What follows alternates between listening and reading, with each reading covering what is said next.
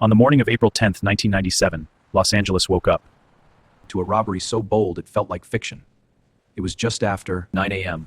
when a white armored truck rolled to a stop outside the Bank of America branch on Laurel Canyon Boulevard in North Hollywood. Inside the truck were two armed guards, routine etched into their movements. Across the street, traffic crawled under the California sun. Nothing seemed unusual. Then two men stepped out of a parked Chevrolet Celebrity.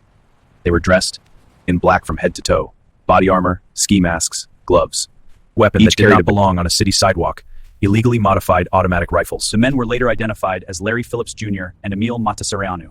They had spent months preparing. Phillips and Mătăsăreanu walked calmly into the bank. Inside were about 30 employees and customers. For a few seconds, people froze, unsure if it was a prank, a movie shoot, or something far worse. Then the gunfire erupted. They fired into the ceiling to establish control. Beneath the table, pressing her face against the carpet, whispering prayers. The plan, investigators later said, was simple. Grab hundreds of thousands of dollars from the vault and leave before police could mount a serious response. But there was one problem. The bank had recently adjusted its cash. This is far less than we expected. Schedule. Instead of the expected $750,000, there was only about $300,000, and much of it in die-packed bundles. Frustrated and running out of time, the robbers stuffed what they could into a bag and headed back outside. What followed became known as the North Hollywood Shootout, one of the most violent bank robbery confrontations in U.S. history. The first responding officers carried standard-issue 9mm pistols and 12-gauge shotguns. They were not prepared wearing homemade body armor that covered nearly their entire bodies, from torso to legs, layered with ballistic plates. As Phillips stepped onto the sidewalk, he opened fire. The sound was deafening. Automatic rifle bursts echoed through the neighborhood. Get down! Behind the entrance! I'm hit! Taking fire! Return fire! Returning fire when they could. Civilians ran for cover. A man abandoned his truck and sprinted behind a brick wall. A mother, Laurel Canyon Boulevard. Incredibly, despite the sheer volume of gunfire, over 1,000 rounds were exchanged. No civilians were killed. Television helicopters circled overhead, broadcasting the chaos.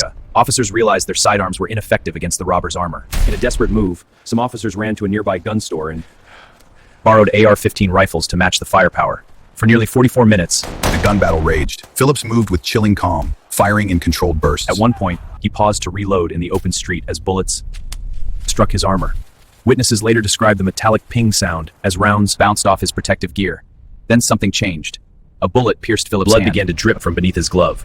Moments later, a shot struck an unprotected area near his neck. Staggering, he retreated behind a car. As police closed in, Phillips placed the muzzle of his rifle under his own chin. And pulled the trigger. He collapsed beside the vehicle. Across the street, Mătăsăreanu attempted to flee in the getaway car. But the tires were shredded by police gunfire. The car lurched several blocks away. Pinned down by officers, he continued firing until shots struck his legs, areas not fully protected by armor. He was wounded and eventually subdued.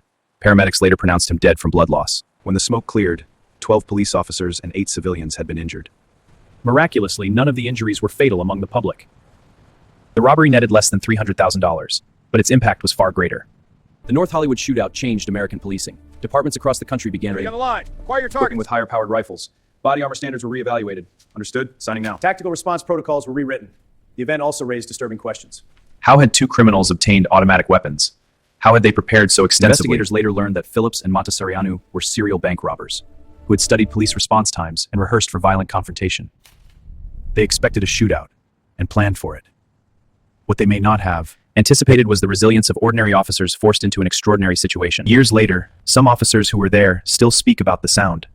The endless gunfire echoing between buildings. One described feeling outgunned and exposed, hiding behind a patrol car door he knew would not stop rifle rounds. Another officer recalled locking eyes with Phillips across the street. Survival depended on patience and precision. For residents of North Hollywood, the event... Quiet suburban morning transformed into a battlefield in less than 22 minutes. And yet, amid the chaos, something remarkable happened. Civilians helped each other. Strangers pulled wounded officers to safety. Everyone stay down and quiet. We're safe now. Help is coming. Just breathe with me.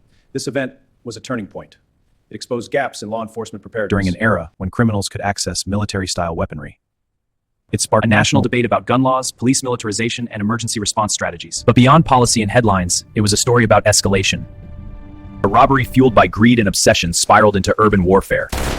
On that April morning, two men believed armor and firepower would make them unstoppable. Instead, they became a cautionary tale etched into the history of Los Angeles. The bullet holes were eventually repaired, the shattered windows replaced, Laurel Canyon Boulevard returned to its rhythm of traffic and sunlight. But for those who were there, the officers crouched behind patrol cars, the tellers trembling beneath desks, the civilians running for cover. It began with what was supposed to be just another bank robbery.